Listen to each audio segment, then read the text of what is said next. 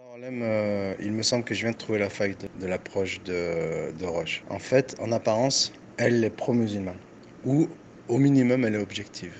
C'est ce que prétend toute approche universitaire, notamment qui met en les moyens matériels pour promouvoir le savoir et la recherche scientifique. Mais le fait est que le postulat humaniste et matérialiste, il reste malgré tout derrière toute approche universitaire. Et donc, on n'arrive pas à s'imaginer une génération vertueuse ayant une approche apologiste objective envers ces textes de référence.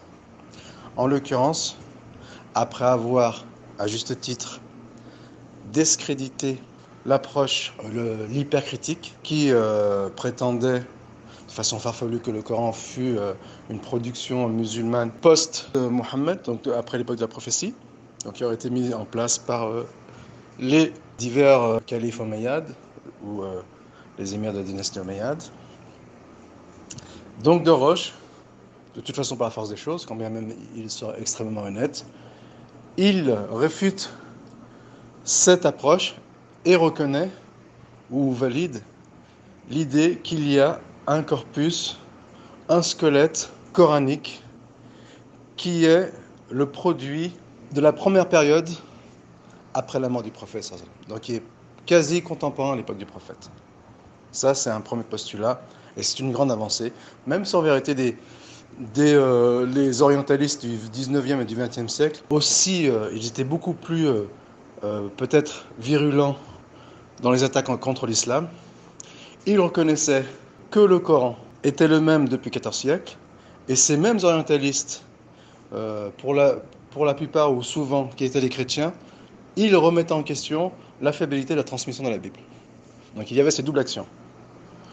La validation de la transmission du Coran et la remise en doute ou la remise en question de la transmission de la Bible, ce qui peut paraître anodin aujourd'hui, mais ce qui est en réalité une avancée énorme au 19e et 20e siècle.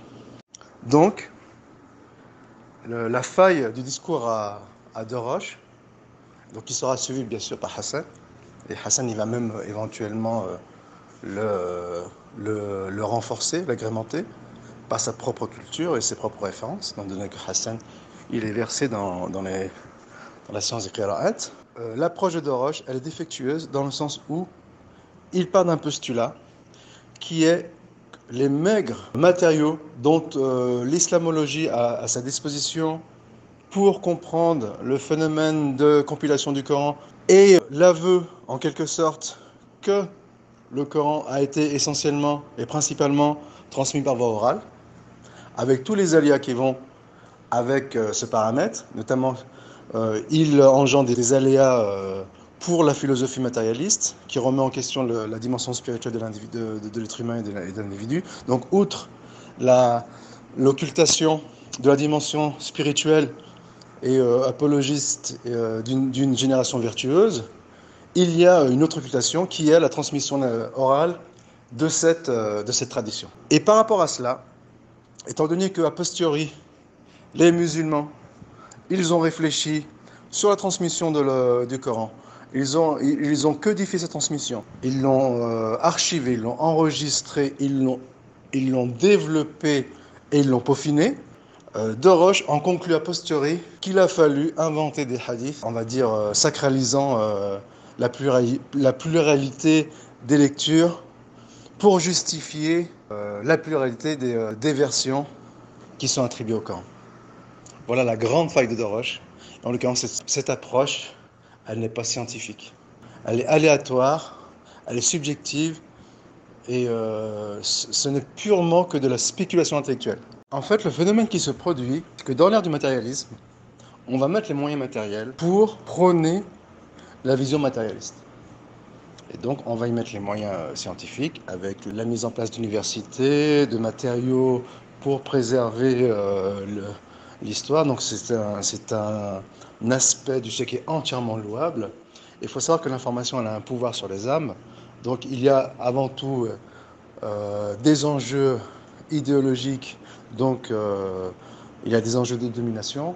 Il ne faut pas occulter ce point. c'est qu'avant tout, la recherche occidentale, elle, comme le démontre Jonathan Brown, elle est mue par la suprématie intellectuelle et idéologique, et en cela, elle se donne le moyen pour mettre la chose en place. Et donc, elle va financer, elle va investir des sommes énormes pour conserver des manuscrits et autres, et elle va le faire avec brio. Donc ça, c'est le bon côté de l'apport occidental. Mais elle va fonder dessus ses propres interprétations, d'une part. D'autre part, c'est elle qui a l'exclusivité du regard sur les matériaux qu'elle conserve.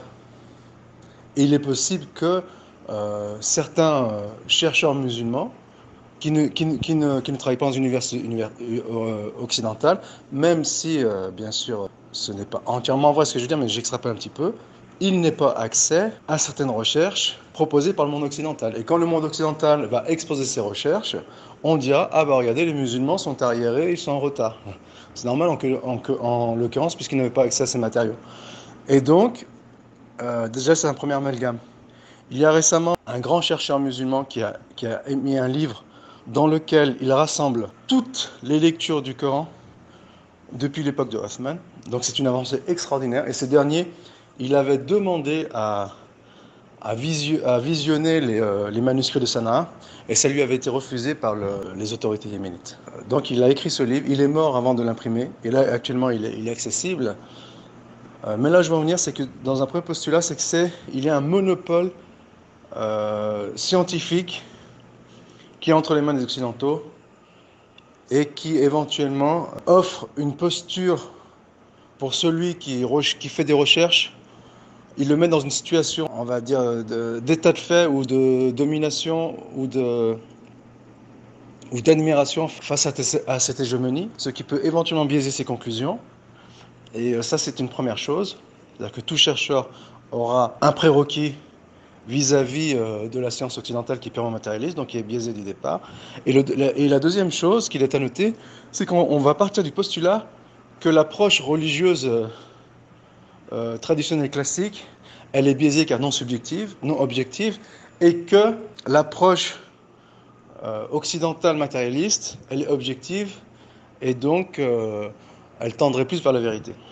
C'est-à-dire qu'en fait, il y a un déséquilibre d'entrée pour toute personne qui va chercher à évaluer les deux approches. C'est que d'emblée, il y aura, et éventuellement de façon inconsciente, il y aura un enclin vers les résultats de la science moderne. Et ça fausse les résultats, en l'occurrence. Ou en fait, ça fausse la réflexion. Aussi, un autre travers que l'on peut constater chez les orientalistes, c'est que l'absence de preuve n'est pas la preuve de l'absence. Et que par définition, lorsqu'il y a une absence de preuve matérielle chez les islamologues orientalistes, on trouve cet état de fait suspect. Donc suspect contre la vision apologétique. Et cette approche est d'autant plus biaisée qu'elle se permet de remettre en question les preuves existantes islamiques.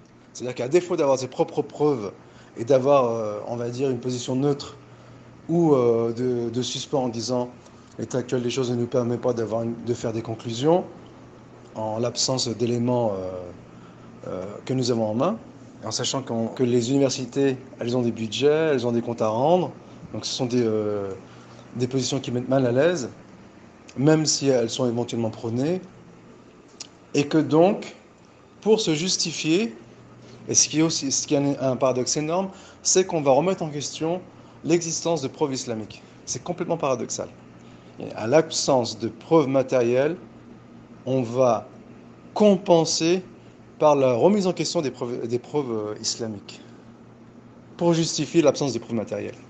C'est complètement paradoxal, ce n'est pas scientifique et c'est biaisé.